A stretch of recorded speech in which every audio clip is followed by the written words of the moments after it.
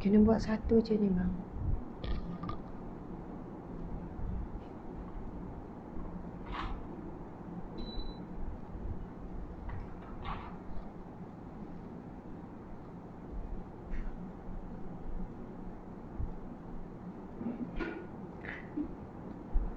Subhanallah, subhanallah, alhamdulillah, Allahu akbar. Subhanallah, alhamdulillah, Allahu akbar. Subhanallah, alhamdulillah, Allahu akbar. Subhanallah, alhamdulillah, Allahu akbar. Subhanallah, alhamdulillah, Allahu akbar.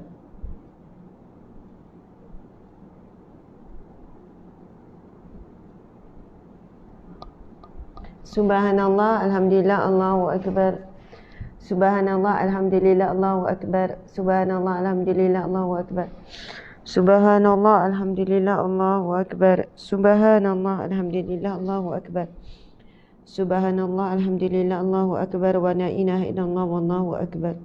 Subhanallah, alhamdulillah, wa la ilaha illallah wallahu akbar. Subhanallah, walhamdulillah, wa la ilaha illallah wallahu akbar. Subhanallah, walhamdulillah, wa la ilaha illallah wallahu akbar. Subhanallah, walhamdulillah, wa la ilaha illallah wallahu akbar.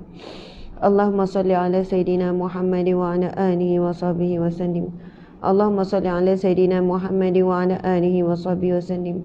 Allahumma salli ala Sayyidina Muhammad wa ala alihi wa sahbihi wa sallim. Allahumma salli ala Sayyidina Muhammad wa ala ali Sayyidina Muhammad. Kama sallaita ala Ibrahim wa ala ali Ibrahim. Wa barik ala Sayyidina Muhammad wa ala ali Sayyidina Muhammad. Kama barakta ala Ibrahim wa ala ali Ibrahim fil alamina innaka Hamidum Majid. Alhamdulillah, subhanallah. Muslimin muslimat dimata Allah sekalian, marilah sama-sama kita memulakan pengajian kita dengan 10 ayat terawal surah Al-Kahfi dan 10 ayat terakhir. Kemudian kita sambung Al-Fatihah. Bismillah. Bismillahirrahmanirrahim. أعوذ بالله من الشيطان الرجيم. بسم الله الرحمن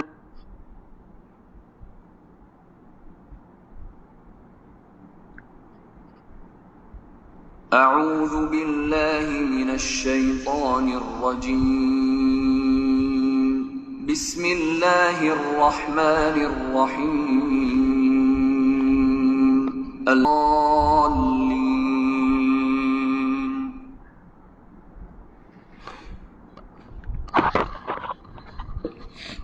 Amin, amin ya rabbal alamin. Amin, amin ya rabbal alamin.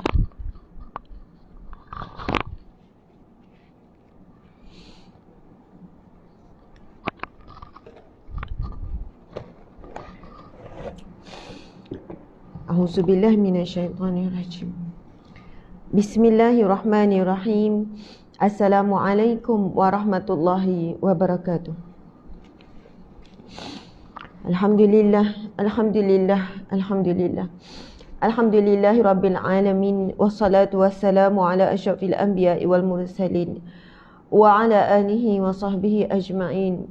Rabbi syrah lana sudurana wa yassir lana umurana wahlul 'uqdatam min lisanina yafqahu qawlana. Alhamdulillah, alhamdulillah, subhanallah, muslimin muslimat yang dirahmati Allah sekalian. Syukur kepada Allah Subhanahu wa ta'ala. Allah temukan kita, Allah masih panjangkan umur kita. Allah masih lagi beri kita peluang. Allah masih beri kita peluang untuk menjadi hamba-Nya yang lebih baik, untuk menyiapkan kematian yang indah. Alhamdulillah, Allah masih beri kita peluang untuk menyiapkan diri untuk kematian yang indah. Alhamdulillah. Ternyata pada saat ini kita belum lagi mati. Ternyata saat ini kita belum lagi, kita masih hidup lagi. Bermaksud Allah masih lagi beri peluang untuk kita menyiapkan diri kita untuk kematian yang baik. Subhanallah, subhanallah. Terlalu banyak kesyukuran yang kita nak ungkapkan kepada Allah Subhanahu wa ta'ala. Namun kerana hati kita yang terlalu lalai, kerana kita terlalu besar meratap akan ujian berbanding berpanding mengucapkan syukur dan menghitung syukur kepada Allah Subhanahu Wa Taala. Jadi kadang-kadang kita tidak dapat membesarkan nikmat-nikmat Allah dan membuatkan kita jadi hamba yang bersyukur, lalu mampu bangun malam qiyamul lail contohnya, mampu banyakkan ibadah, zikir, Al-Quran dan sebagainya. Itu tanda syukur. Tanda syukur bukan hanya menyatakan rasa syukur dengan ucapan Alhamdulillah, tetapi bagaimana kita memuji Allah. Alhamdulillah membawa masuk segala puji bagi Allah. Dan bagaimana kita mampu memuji Allah dalam setiap gerak-geri kita. Subhanallah. Sebenarnya macam sebab malam tadi saya bermimpi agak panjang. Dah lama sebenarnya, dah lama. Walaupun macam-macam lah tafsiran kan tentang mimpi, Masya Allah. Tapi saya menganggap mimpi adalah satu, mimpi adalah satu, kadang-kadang ia jadi satu kurniaan daripada Allah Subhanahu Wa Taala. Allahu Akbar.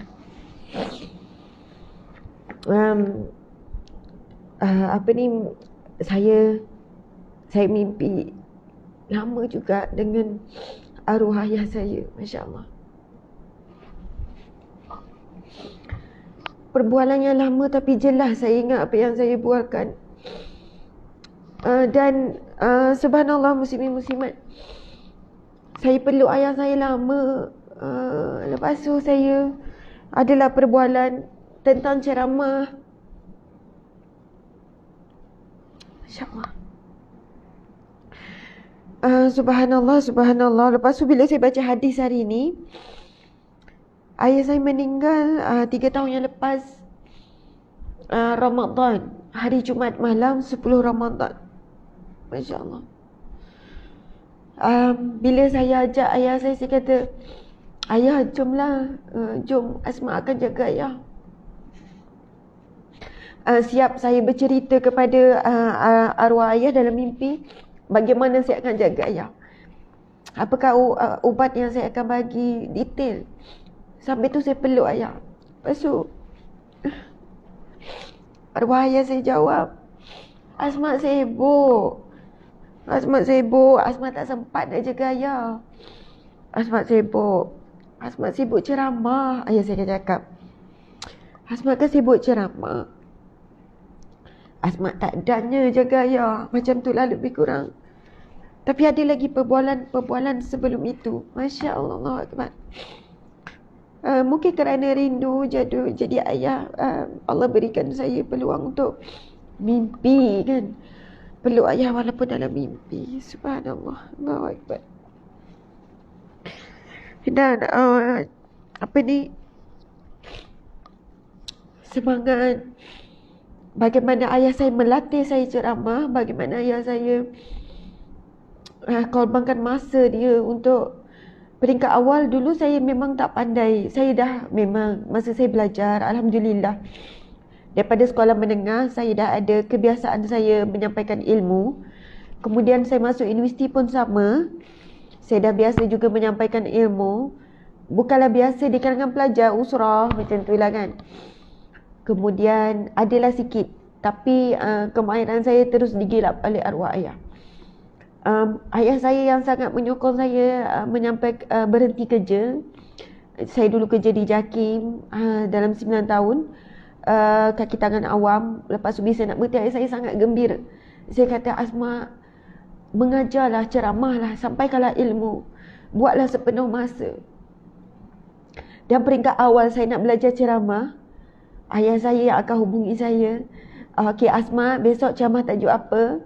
Dan ayah saya yang akan bersungguh-sungguh study, buka kitab ni dan bagi saya nota. Arwah ayah saya akan telefon saya kadang sejam, kadang lebih. Dia akan bantu saya, dia akan telefon, okey Asma, tajuk ni Asma hafal hadis ni, tajuk ni pula Asma baca kisah ni, okey ayat Quran ni, okey pasal ayah saya akan ceramah pada saya gini. Selepas habis ceramah, saya akan hubungi pula, macam mana ceramah tadi Asma? Kadang saya luahkan, Asma tak boleh sampaikan dengan baik, Asma rasa malu, Asma sikit, saya akan bagi semangat. Tak apa Asma, boleh lagi buat, lepas ni akan ni lagi. Pernah saya sampai nak berhenti ceramah. Saya kata, ayah, nak berhentilah. Mungkin Asma, tak tahulah, Asma blur lah tadi. Asma tak boleh ingat lah apa yang ni. Asma macam berdebur sangat lah, ayah, gini. Tak boleh Asma kena teruskan. Masya Allah, subhanallah. Mudah-mudahan itu adalah satu amalan jariah yang pahalanya berpanjangan kepada arwah ayah. Subhanallah, setiap kali saya ceramah, saya menyampaikan arwah ayah dapat pahala yang berterusan. Itu hadis Nabi SAW, yang mana Nabi bersabda, "Idza marartum bi riyadil jannah," apabila Nabi bersabda, "Idza mata bani Adam," bila mati anak Adam, inqata'u amalihi illa min salas, illa min salas. Nabi kata bila mati anak Adam akan terputus segala pahalanya. Pahala amalan semua dah terputus. Illa min salas, kecuali 3 Nabi kata. Yang pertama sedekah jariah, iaitu sedekah jariah yang pahalanya mengalir. Nanti saya jelaskan sikit apakah maksud sedekah jariah. Yang kedua, al-ilmu yutafa'u bi, ilmu yang bermanfaat. Ilmu yang ditinggalkan kita kepada anak-anak kita, itu akan jadi ilmu yang bermanfaat, yang beri pahala. Sahabat-sahabat dimati Allah sekalian, ibu, ayah yang selalu mengajar, sekarang PKP, anak-anak duduk di rumah, kita ajak anak kita baca hadis. Tuan puan, ayah saya bukan belajar tinggi, bukan sampai peringkat universiti. Ayah saya sampai peringkat sekolah. Ayah saya seorang yang bijak, tapi kerana kemiskinan, ayah saya tak belajar tinggi, hanya sekolah. Tetapi Masya Allah, ayah saya seorang peniaga, tetapi kecintaan dia pada ilmu, dia beli kitab yang banyak. Dia suka baca kitab. Dia baca kitab tafsir, dia baca kitab hadis. Subhanallah, sampai orang boleh menjemput dia mengajar di surau, di masjid. Ayah saya tak ada background pengajian agama secara formal. Ayah saya baca. Sampai ayah saya boleh ceramah pada saya. Ayah saya, kitab-kitab yang ada, kitab tafsir, kitab hadis dengan saya, kitab pembelian ayah saya.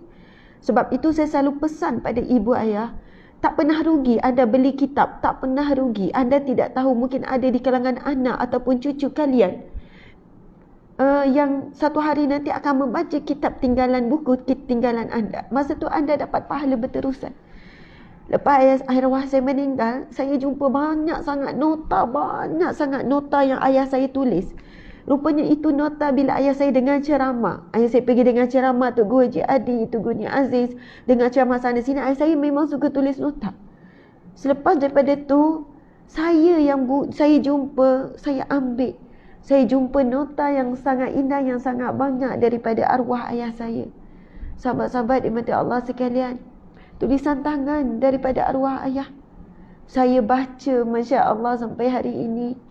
Sebab itu kita bila dalam majlis ilmu, kita cuba tuliskan nota. Esok lepas kita meninggal, bila anak kita rindu, anak kita akan buka tulisan tangan kita dan baca. Ilmu yang pahalanya mengalir, tuan-puan sekalian. Masya Allah, Allahu Akbar. Muslimin-muslimat dimati Allah sekalian, kebetulannya hadis yang saya nak bacakan hari ini sambungkan kepada kitab Riyadhus Shalihin, pengajian kita. Memang ada kaitan, Masya Allah, ada kaitan. Rezekinya ada kaitan pula dengan ada kaitan dengan arwah ayah saya juga. Subhanallah. Jadi alhamdulillah, itulah sedikit kisah tentang seorang ayah yang sangat hebat. Tuan-puan sekalian, pada lelaki yang mungkin hadir, jadilah seorang lelaki yang hebat pada mata anak, walaupun tidak hebat pada mata orang lain, pada mata orang luar. Orang luar lihat anda hanyalah seorang lelaki yang biasa. Tetapi jika anda seorang lelaki yang boleh bagi contoh yang baik kepada anak, lelaki yang sentiasa memberikan kata-kata semangat pada anak, sentiasa menyokong saat anak itu berjaya, saat anak itu gagal, saat anak itu nak berputus asa, dan kalian sentiasa menjadi seorang lelaki yang berada di sisi anak-anak, Masya Allah, anda sebenarnya seorang lelaki yang sangat hebat pada pandangan anak-anak dan pada pandangan Allah Subhanahu Wa Taala. Jadi Subhanallah, Allahu Akbar. Sebagaimana hadis Nabi SAW, Nabi sebut, khairukum, yang paling baik di kalangan kamu, khairukum li ahli, yang paling baik pada ahli keluarganya. Subhanallah. Saya ingin meninggalkan soalan kepada ibu ayah sekalian. Adakah kita ibu ayah yang terbaik untuk anak-anak? Adakah kesabaran kita untuk orang luar? Dengan orang luar kita boleh sabar. Dengan orang luar kita boleh, walaupun penat, berwajah yang manis senyum. Dengan orang luar kita boleh jaga nada suara kita. Dengan orang luar kita jaga air muka kita. Kita tak tunjukkan sangat kita penat. Kita tak tunjuk sangat semua tu. Emosi-emosi yang tidak baik kita tak tunjuk. Tetapi bagaimana diri kita dengan ahli keluarga kita, yang mana Nabi sebut khairukum, yang paling baik di kalangan kamu, khairukum di ahli, yang paling baik dengan ahli keluarganya, yang paling sabar, yang paling santun, yang paling lembut, yang paling memaafkan, yang paling empati kepada ahli keluarga. Masya Allah. Sebab itu kita berjuang dan berjihad menjadi yang terbaik untuk ahli keluarga, sebagai adik-beradik yang baik, sebagai anak yang baik kepada ibu dan ayah. Sebenarnya kita sedang berjuang untuk menjadi manusia yang terbaik di sisi Allah, di sisi Rasulullah. Rasulullah sebut, khairukum, yang paling baik di kalangan kamu, khairukum li ahli wa ana khairukum li ahli, adalah yang paling baik dengan ahli keluarga. Sebab untuk buat baik kepada orang luar, tuan-puan sekalian, ia jauh lebih mudah berbanding kita nak buat baik pada ahli keluarga. Dan Nabi sebut, wa ana khairukum li ahli, dan akulah orang yang paling baik dengan ahli keluargaku. Subhanallah. Subhanallah. Tuan-puan sekalian, kadang-kadang kita tengok ada orang yang lebih baik kepada anak kita, kita cemburu. Kita tengok seorang guru, sangat baik dengan anak kita, kawan-kawan dia sangat baik dengan dia. Kadang-kadang kita cemburu bila tengok ada orang yang buat baik pada isteri kita, bagi hadiah dan sebagainya pada suami kita. Jadi kita sebenarnya kena berlumba-lumba untuk menjadi orang yang paling baik dan berbuat baik kepada ahli keluarga. Subhanallah, Allahu Akbar. Kerana pahalanya begitu besar, begitu besar. Bismillahirrahmanirrahim. InsyaAllah tuan-puan sekalian bersama dengan saya, kerana hadis yang dibacakan pada hari ini kebetulannya, sebenarnya bukan kebetulan tapi diizinkan Allah, berkenaan dengan hadis bagaimana pemberian seorang ibu dan ayah dikira sebagai satu sedekah. InsyaAllah. Sebab tu saya kata memang Allah menyusun, saya mimpi ayah, arwah ayah. Kemudian Allah menyusun pula pagi ini tiba giliran membaca hadis yang ada kaitan dengan anak dan ayah. Subhanallah. Allahu Akbar. Baiklah, kita sambung pengajian kitab Riyadhus Salihin. Mungkin ada beberapa orang yang dah ada kitab ni. Siapa yang masih nak beli, alhamdulillah masih ada. Sebelum stok kitab ini sangat susah nak dicari. Saya rasa lebih kurang 40 biji, 30 biji saja lagi kitab ni ada. Anda boleh hubungi nombor, walaupun ini nombor hotline, untuk tinggalkan komen ke apa untuk membeli kitab ni. Okey, hari ni saya tak tulis sebab hadis walaupun tidaklah agak panjang tapi agak panjang, saya tak tulis. Dan hadis selepas ni lagi panjang. Jadi insyaAllah selepas tu saya akan tulis satu hadis untuk kita catat. Okey. Bismillahirrahmanirrahim. Qala an-Nabi sallallahu alaihi wasallam. Wa an Abi Yazid. Encik boleh tak tolong tutup kipas sejuk lah. Wa an Abi Yazid Ma'ni bin Yazid bin Al-Khannas. Wa huwa abuhu wa jadduhu sahabiyuna. Qala Allahu Akbar. Kana Abi Yazid akhraja dananir yatasaddaqu biha fawada'aha inda rajulin fil masjid. Faji'tu fa'akhadtuha fa'ataituhu biha. Faqala wallahi ma iyaka aradtu. Fakhasamtuhu ila Rasulillah sallallahu alaihi wasallam. Faqala laka ma nawaita ya Yazid wa laka ma akhadta ya Ma'. Rawahul Bukhari. Subhanallah. Siapa yang bagi nama anaknya Yazid ataupun dia nama Yazid, itu adalah nama salah seorang sahabat Nabi sallallahu alaihi wasallam. Masya Allah, hadis ini adalah akan memberikan kita pengajaran yang sangat hebat. Ilmu yang sebelum ini mungkin kita tidak tahu. Tetapi itulah besarnya kedudukan apabila kita mempelajari hadis Nabi SAW. Memberikan kita lebih bahagia, memberikan kita lebih makna dalam hidup, dan membuatkan kita menjadi seseorang yang ingin mengatur kehidupan kita dengan terbaik. Subhanallah. Baru kita tahu rupanya itu pahala yang besar. Baru kita tahu. Baiklah, maksud hadis ini adalah hadis sahih riwayat Bukhari. Daripada Abu Yazid Ma'ad bin Yazid bin Al-Khannas radhiyallahu anhuma, ia berkata, ia ayahnya dan kakeknya, kakek tu datuknya, termasuk golongan sahabat. Subhanallah, Ma'an, Yazid dan juga datuknya semua adalah sahabat Nabi. Ia berkata kepada siapa ni? Dia berkata kepada Rasulullah sallallahu alaihi wasallam. Ayahku Yazid, dia berkata, ayahku Yazid, ya Rasulullah, ayahku Yazid mengeluarkan beberapa dinar yang digunakan untuk bersedekah. Lalu dinar-dinar itu diletakkan di sisi seseorang di dalam masjid. Lantas saya datang dan mengambilnya. Kemudian saya menemui ayahku dengan membawa dinar-dinar tadi. Lalu ayahku berkata, demi Allah, bukan engkau yang aku kehendaki. Bukan engkau yang aku kehendaki. Selanjutnya hal itu saya adukan kepada Rasulullah sallallahu alaihi wasallam. Lalu beliau bersabda, bagimu apa yang engkau niatkan wahai Yazid, sedangkan bagimu apa yang engkau ambil wahai Ma'an. Wahai Ma'an. Hadis sahih riwayat Bukhari. Sahabat-sahabat dimati Allah sekalian, perhatikan ilmu yang sangat mahal dalam hadis ini. Saya ulang lagi sekali, mungkin kita macam confuse kan. Apa ni ceritanya ni? Ceritanya, subhanallah, Ma'an ni, anak kepada Yazid ni, dia pergi jumpa Rasulullah sallallahu alaihi wasallam. Lalu dia bercerita, ya Rasulullah, ayahku Yazid, dia mengeluarkan dinar. Maksudnya mengeluarkan duit dinar ni. Lalu dia pergi ke masjid dan diletakkan di tepi-tepi orang di masjid. Maksudnya dia memang nak buat sedekah tanpa dilihat. Dia benar-benar nak buat sedekah yang ikhlas kerana Allah. Dia benar-benar nak buat sedekah yang mana kalau boleh tak ada orang tahu. Jadi apa yang dia buat, dia pergi letak di tepi orang yang berada di masjid. Kemudian dia bersegera tinggalkan. Masya Allah. Lalu dinar-dinar itu diletakkan di sisi seseorang di dalam masjid.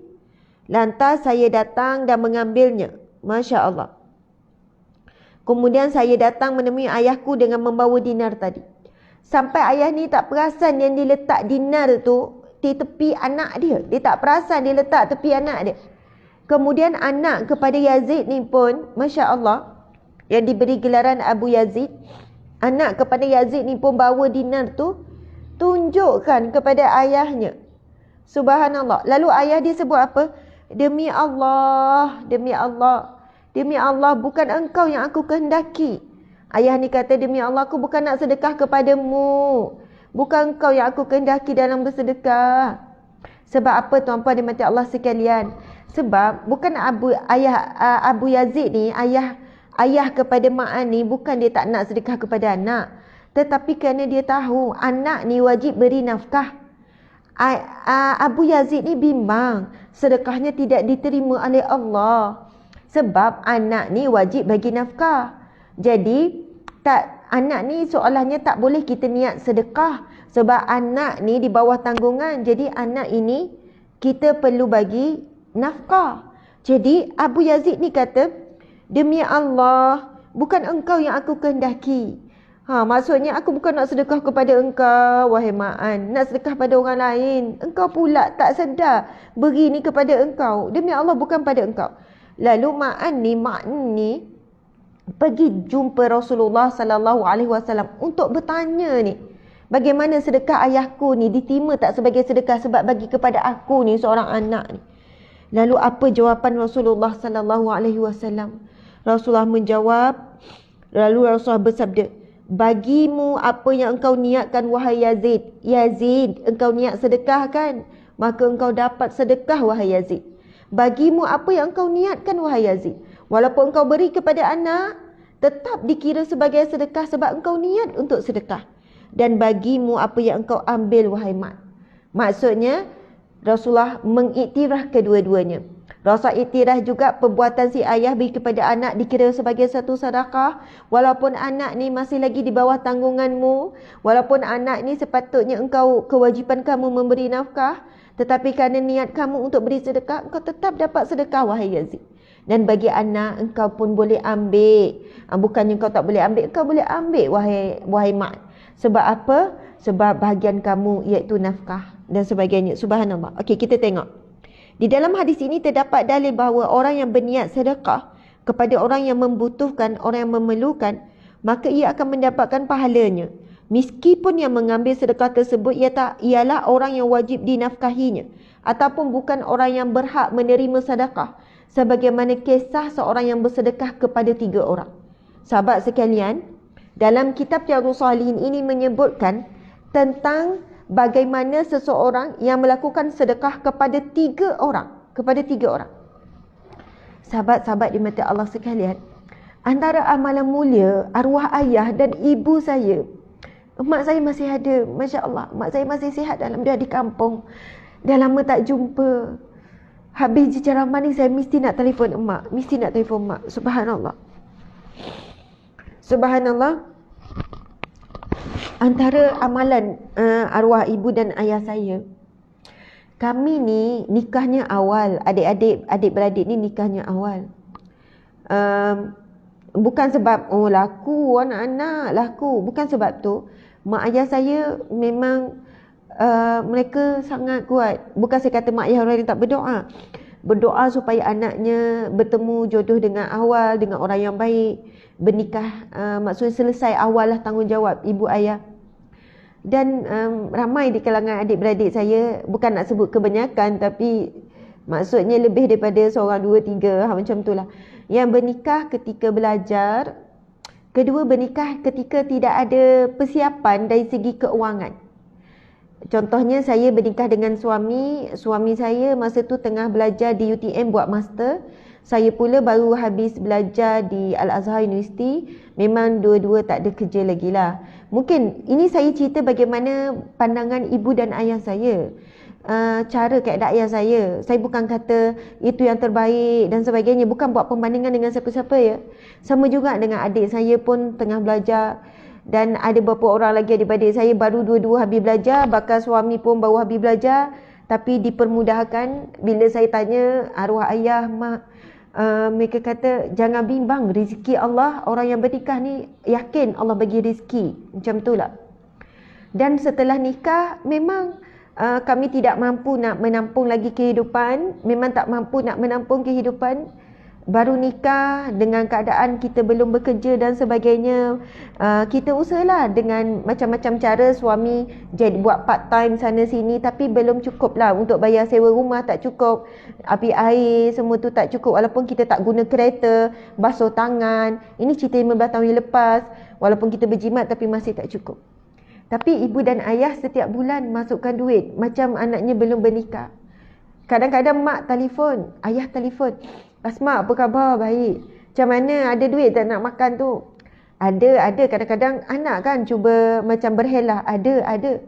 Tapi seorang ibu ayah ni tahu kan insting. Alah, ayah tahu. Mu tu bukan ada duit pun. Ni ayah nak masuk sikit ni. Nanti ayah masuk petang ni. Subhanallah, Allahu Akbar. Satu hari saya dah mengandung 7 bulan. Kita kan ada motor, balik kampung pun naik kereta. Memang hidup yang sangat sederhana. Satu hari balik kampung, mak ayah kata, marilah mak ayah memang pergi ke satu kedai. Subhanallah, rupanya mak ayah kumpul-kumpul duit, belikan satu kereta second hand. Itulah kereta pertama kami. Dan akhirnya kami bayar, kami kata kami tetap akan bayar bulan-bulan macam tu lah. Dan kami bayar bulan-bulan.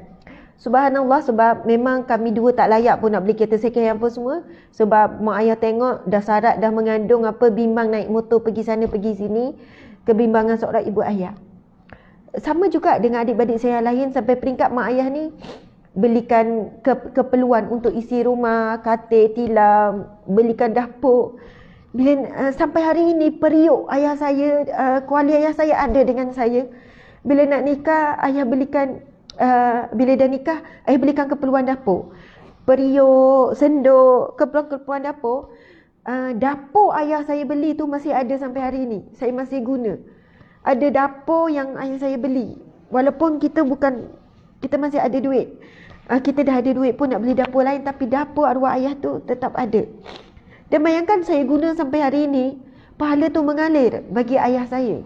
Saya masih guna dan sebagainya. Kuali yang dah hitam, yang dah lama, dah 15 tahun, masih saya guna. Masya Allah, subhanallah. Saya tak akan buang. Saya masih guna. Sebab itu, saya kira bila saya baca hadis Nabi ni, saya rasa sangat bahagia. Pemberian seorang ibu dan ayah kepada anak, walaupun anak tu tidak layak pun terima, ataupun anak tu sebenarnya wajib nafkah, pahalanya tu dapat pahala sedekah. Dan kita tahu sedekah jariah antara pahala yang tidak putus mengalir. Masya Allah. Tuan-tuan dan puan Allah sekalian, dalam musim pandemik ni, wahai ibu ayah, kalau ada anak-anak kalian yang susah, bersedekahlah kepada anak-anak kalian. Walaupun mereka tu dah ada suami, walaupun kita rasa kecil hati nak marah, dan saya ada kisah yang benar. Ada pasangan suami isteri ni yang kami selalu bantu. Dan bertahun-tahun kami bantu. Suami isteri ni ada anak 8 orang, duduk di sebuah rumah flat. Sangat susah, sangat miskin, sangat susah. Masya Allah. Bila saya pergi, sebab dah biasa, kadang-kadang saya tanya, cik, puan, ada makanan tak ni anak-anak ni? Ada ustazah, ada. Saya tak percaya tau, ibu ayah ni jawab ada. Saya akan tanya anak, dah makan belum? Belum. Ada yang kata makan apa? Nasi kosong, maksudnya tak ada lauk. Ini cerita asnaf fakir miskin di Malaysia, tuan-puan sekalian, tak jauh pun daripada rumah saya. Masya Allah. Sebab saya memang selalu pergi rumah flat tu. Ada ramai asnaf fakir miskin dekat rumah flat tu. Jadi kalau pergi, ada banyak rumah yang kita akan pergi. Lepas tu saya kata, boleh saya buka peti ais? Dia kata, buka lah ustazah. Saya ni memang macam tu, kau dah rapat kan? Kau dah biasa, bukan rapat sangat. Lepas tu saya buka peti ais, tak ada apa-apa dalam peti ais dia. Saya kata, tak ada apa-apa. Akak kata, lepas tu dia kata, saya tanya, peringkat awal dulu saya tanya, mana keluarga akak? Ada adik-beradik tak kak? Ada mak ayah tak? Lepas tu yang si isi ni cakap, ustazah, ayah saya terkenal seorang yang kaya raya, hartawan ustazah. Kalau ustazah cari nama dia, ustazah tengok rumah dia, tak jauh pun rumah ibu ayah saya ustazah. Orang yang kaya raya ustazah, kaya raya. Saya selalu minta tolong dengan ibu ayah, tapi ibu ayah saya tak nak tolong saya ustazah. Saya kata, kenapa? Saya nikah dengan suami saya ni kerana tanpa restu, tanpa redha, tanpa restu ibu ayah. Ibu ayah tak suka suami saya ni ustazah. Suami saya ni susah, suami saya ni miskin. Ibu ayah saya tak suka suami saya ni ustazah. Sampai hari ni mereka tak boleh terima.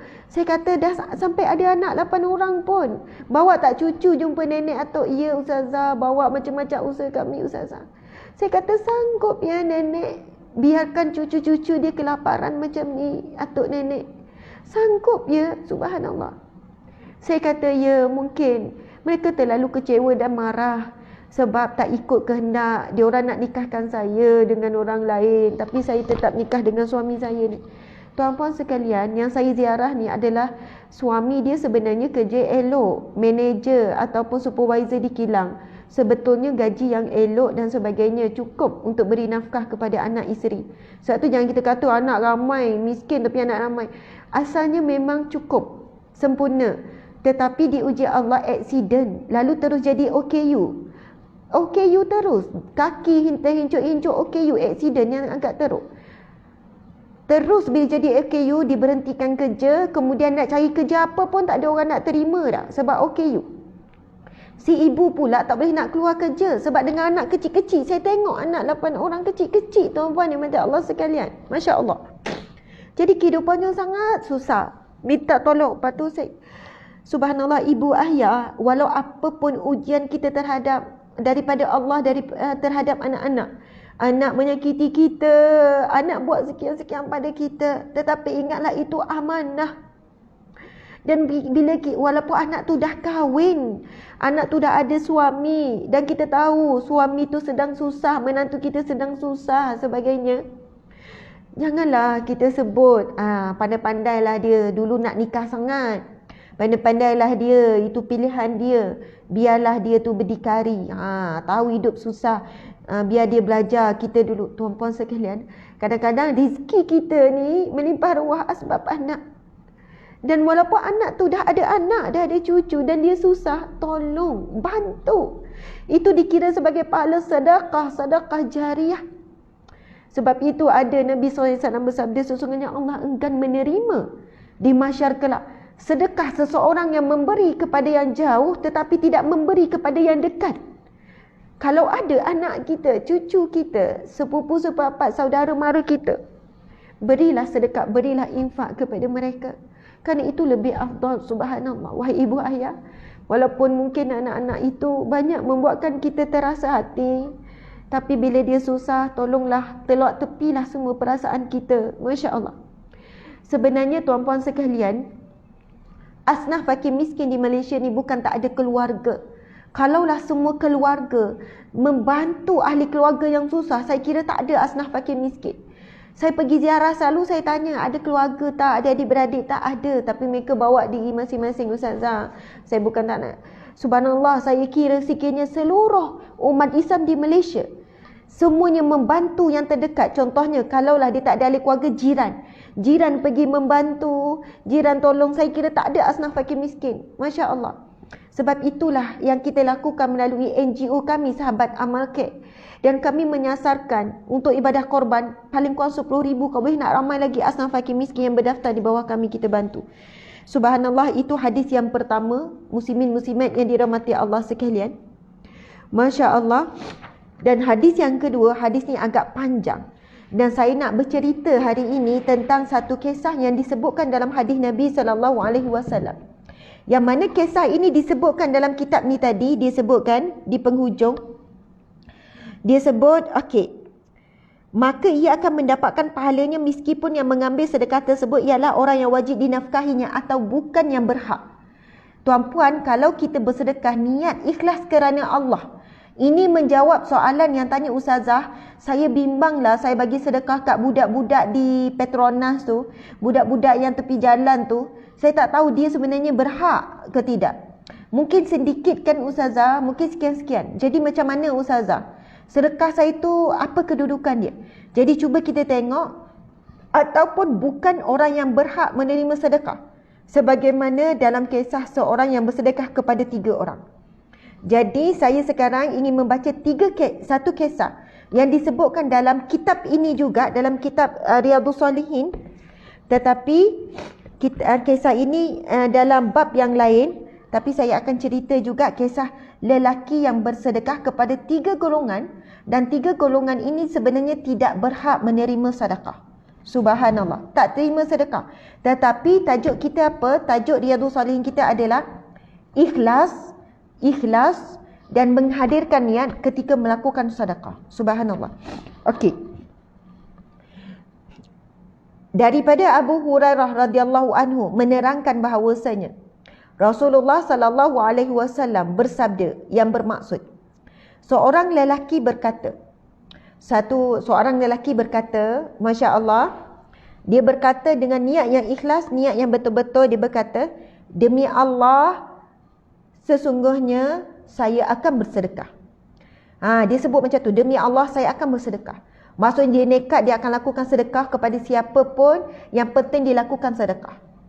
Maka dia keluar membawa sedekahnya, lalu dia letakkan di dalam tangan seorang pencuri.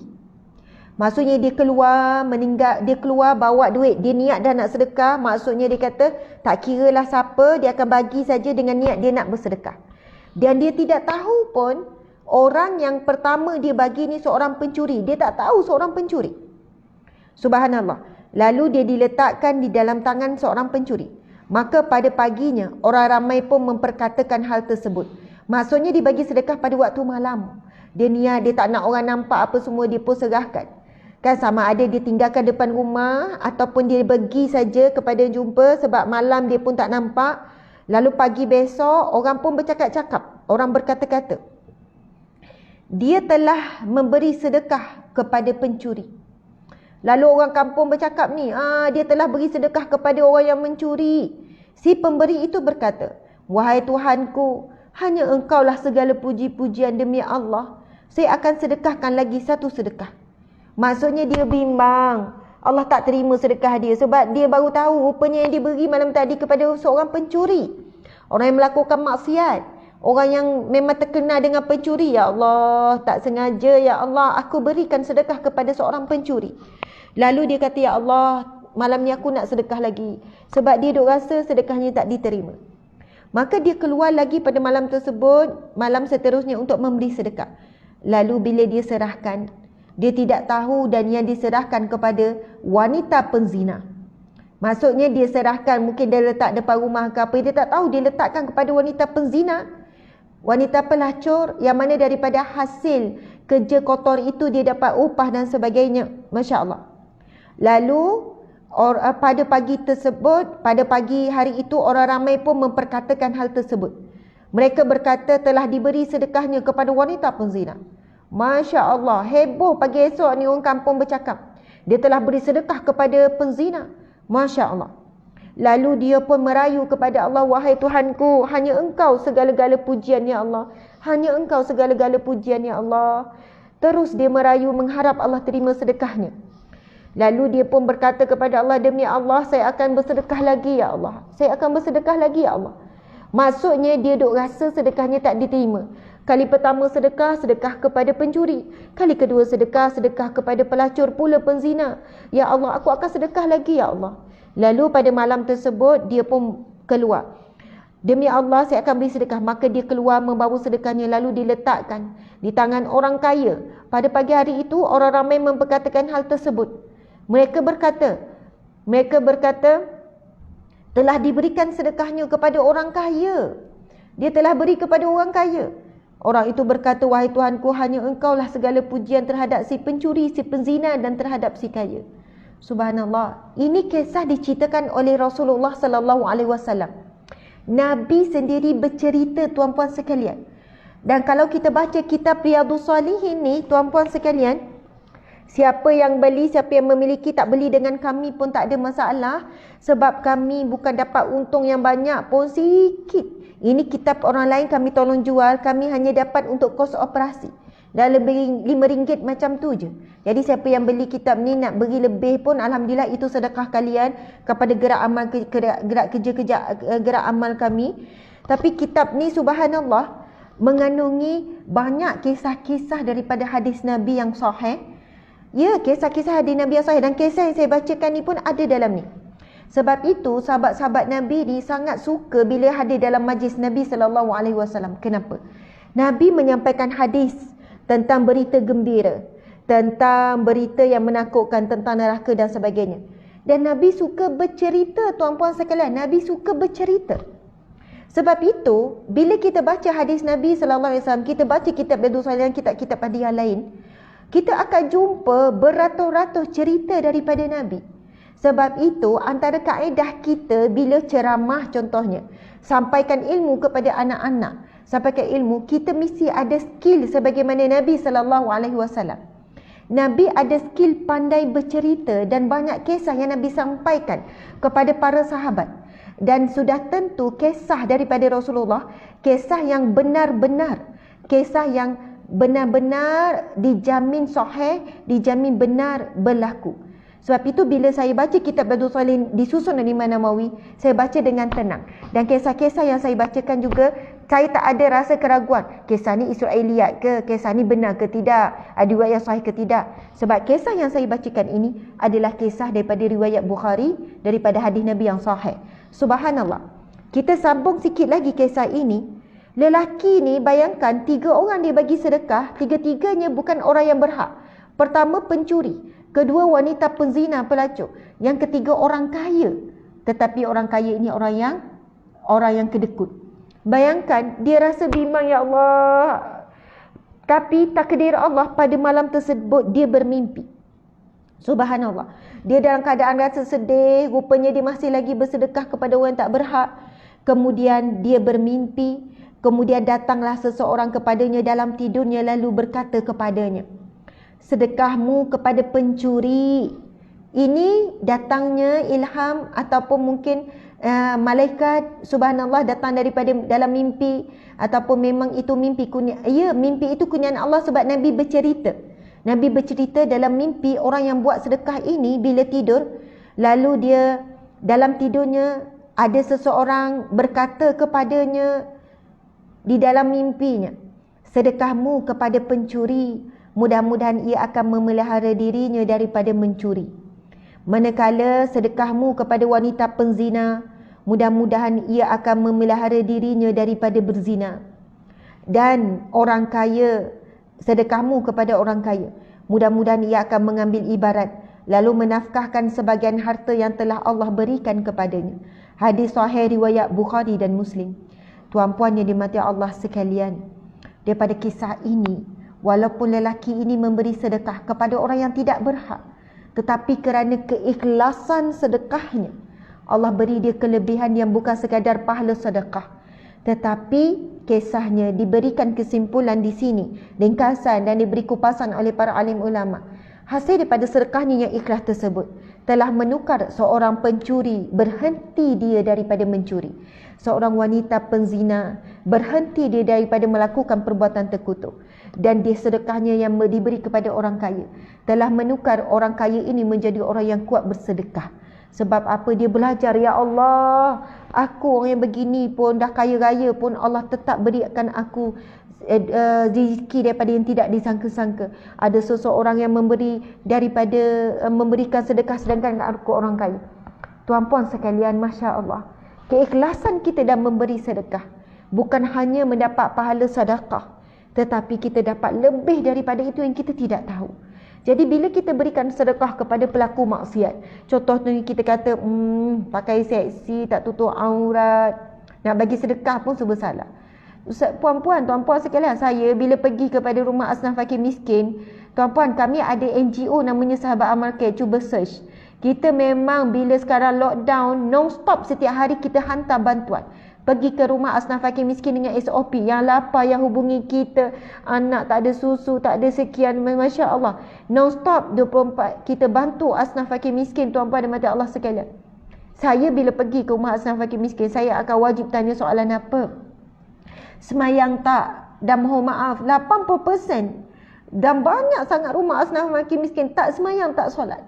Tapi Masya Allah, saya kata, akak, cik, puan, solatlah. Bayangkan, encik puan tak solat pun, Allah takdirkan saya sampai dekat rumah encik. Encik, betapa Allah sayang sangat encik dengan puan dan anak-anak ni.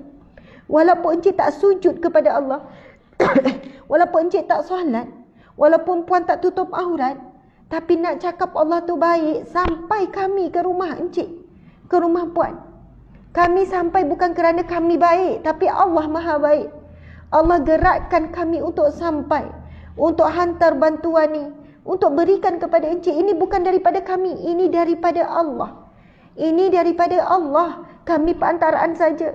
Tetapi bagaimana Allah tunjukkan kasih sayang kepada encik berdua, kepada puan, walaupun encik tak solat, puan tak solat.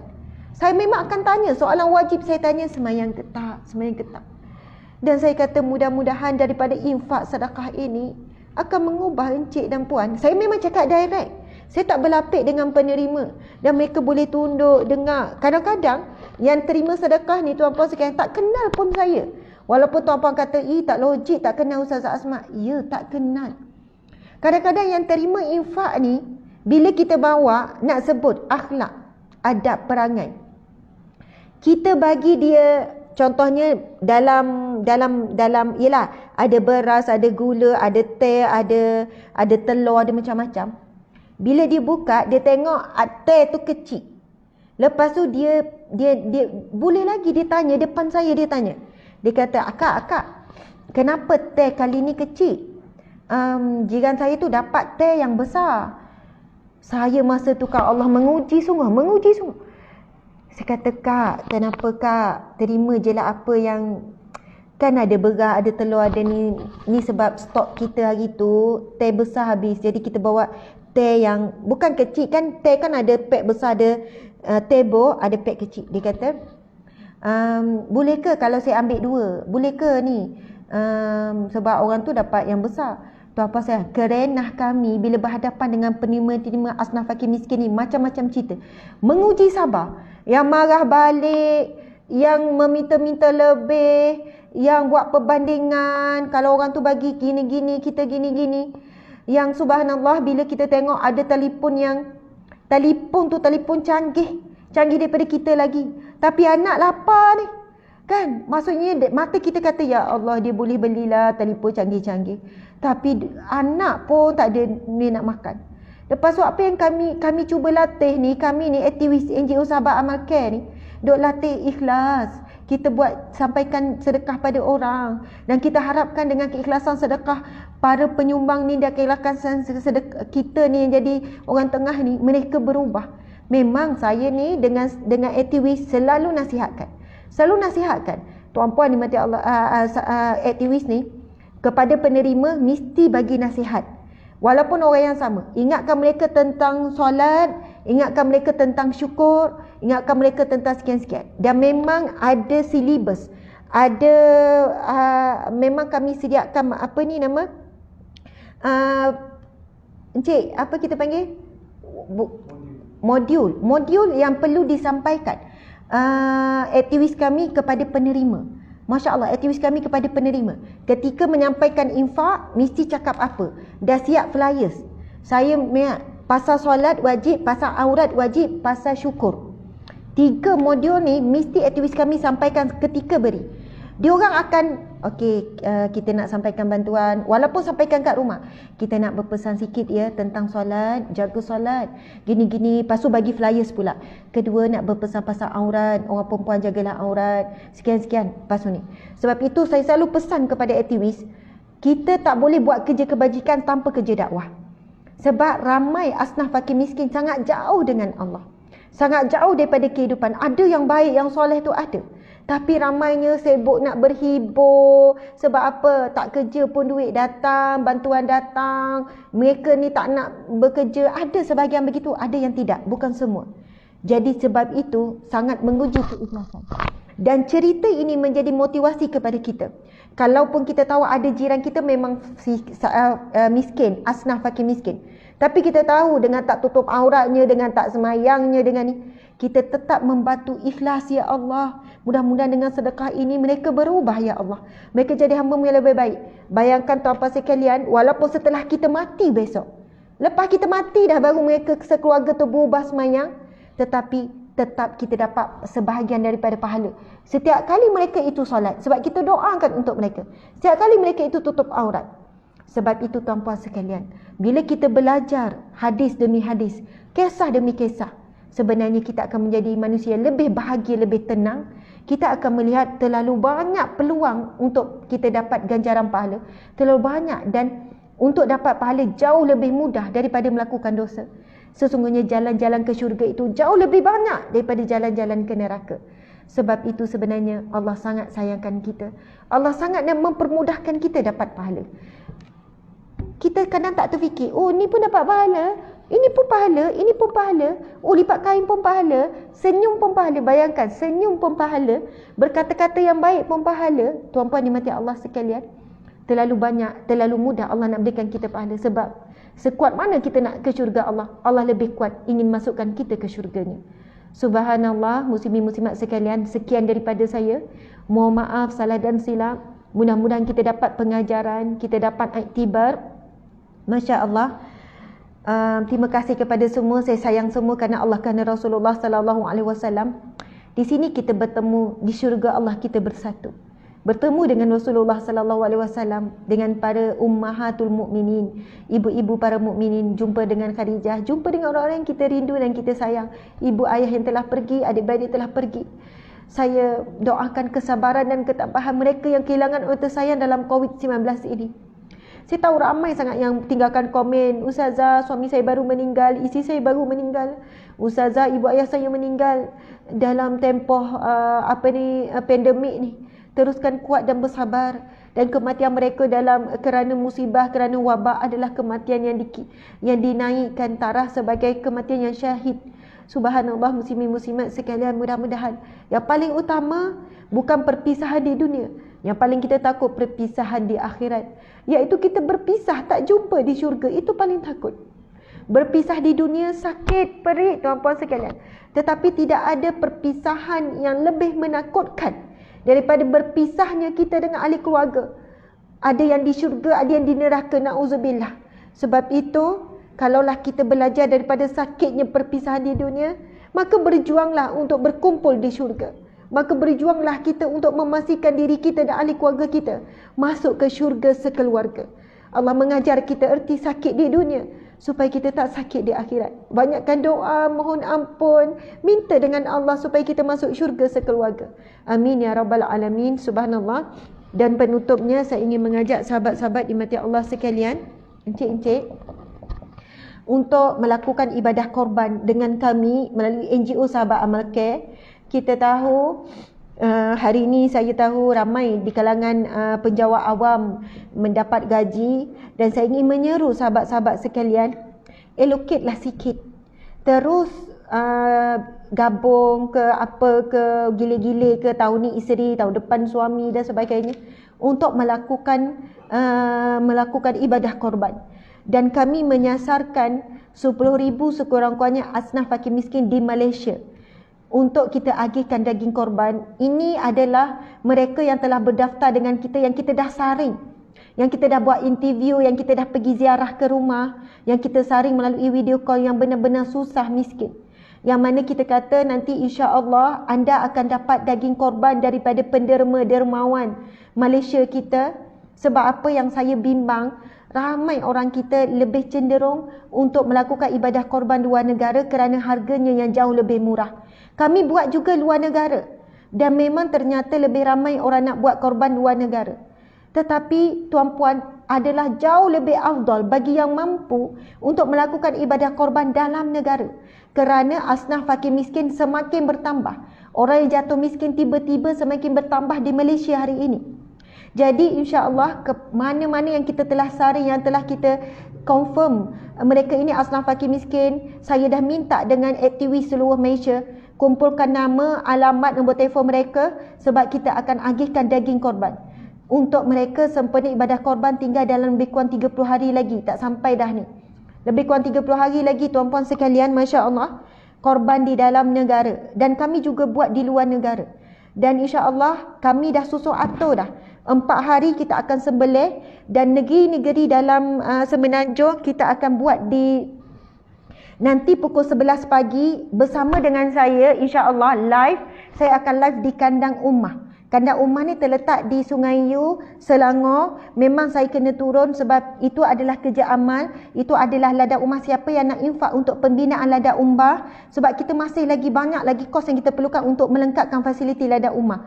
Ladang ummah ini sebenarnya kami usahakan dan ikhtiar untuk menternak lembu, kambing, biri-biri, dan akhirnya kita buat infak. Kita akan kita akan jual balik, dan hasil pada jualan tersebut kita masukkan kembali dalam tabung tabung kebajikan kita untuk bantuan asnaf fakir miskin untuk kerja dakwah. Sebab itu namanya ladang ummah. Setiap pembinaan ladang itu, atap dia apa semua, boleh memuatkan 2,000 ekor lembu dalam satu-satu masa. Sekarang ada lembu lebih kurang 500, ada kambing ni. Tolong bersama dengan saya dalam pukul 10.11, tengok pukul berapa saya sampai ke ladang ummah di Sungai Yu, Kuala Selangor nanti. Saya akan buat live bersama dengan lembu-lembu kambing, dan lembu kambing itulah yang akan dibuat untuk ibadah korban dan juga akikah. Dan di luar negara kita akan hantar ke negara-negara miskin seperti Kemboja, seperti Rohingya, Indonesia, kawasan yang sangat miskin di Indonesia, Filipina, kawasan yang terpencil asnaf fakir miskin di kalangan umat Islam, kemudian di Thailand dan juga di Palestin. Jadi luar negara tu banyak. Dan luar negara betul harganya lebih murah, 350, 360. Kita beli lembu yang terbaik. Ada yang boleh kalau kita nak buat yang rendah, 290, 300. Tetapi kita tak pilih lembu luar negara yang small. Kita pilih lembu yang medium. Jadi harganya beza. Sebab dalam kita memilih daging korban, binatang untuk korban pilih yang terbaik. Kalau kita tengok cerita Habil dan Qabil, sedekah Habil diterima Allah kerana dia memilih daging biri-biri binatang korban yang terbaik. Makanya Qabil pula tak diterima oleh Allah sebab ia bukan yang terbaik. Bagi yang tidak mampu, niatlah untuk bersedekah, mudah-mudahan dengan itu niat juga. Bagi yang tak mampu ni, siapa yang dengar memang tak mampu tak mampu untuk buat infak, tak mampu untuk ibadah korban, tak apa, niat sungguh-sungguh, mudah-mudahan walaupun sampai masa tetap tak mampu, anda tetap dicatat pahala melakukan ibadah korban. Dan sahabat-sahabat dimati Allah sekalian, siapa yang buat dengan kami, kumpul duit sikit-sikit bayar angsuran, boleh. Yang penting selesaikan bayaran sebelum ibadah korban dibuat. Contoh, kita ada lagi 4 minggu. Buat kerja sikit, lepas tu bayar setiap minggu, hujung minggu bayar. Nak bayar 4 kali ke 3 kali ke, tak ada masalah. Jadi siapa yang tak mampu, buatlah ibadah korban di luar negara, kerana itu lebih murah, jangan tak buat langsung. Bagi yang betul-betul tak mampu, tak apa tuan-puan sekalian, jangan sedih, tetapi niat nak buat, sungguh-sungguh niat ikhlas. Ya Allah, sungguh aku niat nak buat ya Allah, tapi aku tak mampu ya Allah. Mudah-mudahan tetap dapat pahala. Jadi kita nak meraihkan, nak membahagikan semua orang. Jadi siapa yang berhajat untuk melakukan ibadah korban, sebab itu orang tanya, Ustazah mana lebih afdal? Siapa yang mampu, afdalnya seekor. Kalau lembu seekor, kalau kambing memang kena seekor. Bagi yang tak mampu, ambillah satu bahagian daripada lembu yang terbaik. Sebab itu nanti siapa yang sudi tengok live saya pukul 10 ke 11 nanti, anda akan tengok ada lembu yang sebesar-besarnya harga 10,000 ke 15,000. Lembu yang sangat besar. Ada lembu yang 10,000, ada yang 8,000, ikut saiz. Jadi siapa yang nak infak, mungkin kata Ustazah saya nak ambil bahagian lembu yang paling besar. Ada satu bahagian lembu yang sangat besar, satu bahagian 1,500 ada, 1,400 ada, ikut pada berat lembu. Jadi siapa yang tak mampu nak sedekah, nak korban seekor, maka ambil bahagian yang lembu paling mahal. Tak mampu juga ambil bahagian yang medium. Kita ada serendah 650. Maksudnya ibadah korban di Malaysia dalam lebih kurang 650-700 ada. Tapi itu adalah yang medium pun yang masih lagi yang tinggi kualiti. Kalau tak mampu juga ambil luar negara. Macam itulah nanti anda akan tengok cantik bersih ladang ummah kita. Ini adalah hasil infak tuan-puan sekalian. Siapa yang masih nak bersedekah dan infak untuk ladang ummah, selagi mana ladang ummah ini beroperasi untuk ummah, kan kita jual lembu, masuk balik dalam kerja amal, kerja dakwah, anda dapat pahala mengalir walaupun ketika itu anda telah pun meninggal dunia. Kita masih tak cukup untuk buat rumah sembelih. Ladang kita dah bina, nanti tengok memang kos ladang yang kita buat yang terbaik, kita buat guna teknologi yang tinggi. Kos ladang dah siap, tempat ni kandang lembu dah siap, anda akan tengok nanti.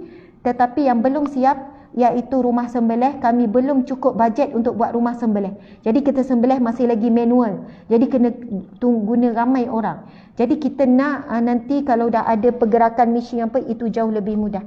Alhamdulillah, terima kasih tuan-puan sekalian. Jumpa jam 11, 10 ataupun jam 11 ke atas macam itulah. Saya akan bersiar di ladang ummah. Kalian tengok hasil pada infak wakaf tuan-puan sekalian. Kami tukarkan kepada bentuk sedekah jariah. Wakaf. Subhanallah. Alhamdulillah. Kami setiap sen tuan-puan bagi kami manfaatkan untuk ummah, manfaatkan untuk tuan-puan sekalian untuk bahagian akhirat, insya-Allah. Sekian, wabillahi taufiq wal hidayah. Assalamualaikum warahmatullahi wabarakatuh. Kita tangguhkan perkongsian kita dengan tasbih kafarah dan surah Wal-Asr. Bismillahirrahmanirrahim. Subhanakallahumma wa bihamdika asyhadu an la ilaha illa anta astaghfiruka wa atubu ilaik. Bismillahirrahmanirrahim. Wal-'asr innal insana lafi khusr illa allazina amanu wa 'amilus solihat wa tawasaw bil haqqi wa tawasaw bis sabri. Sadaqallahul azim. Masya-Allah. Sekian. Assalamualaikum warahmatullahi wabarakatuh.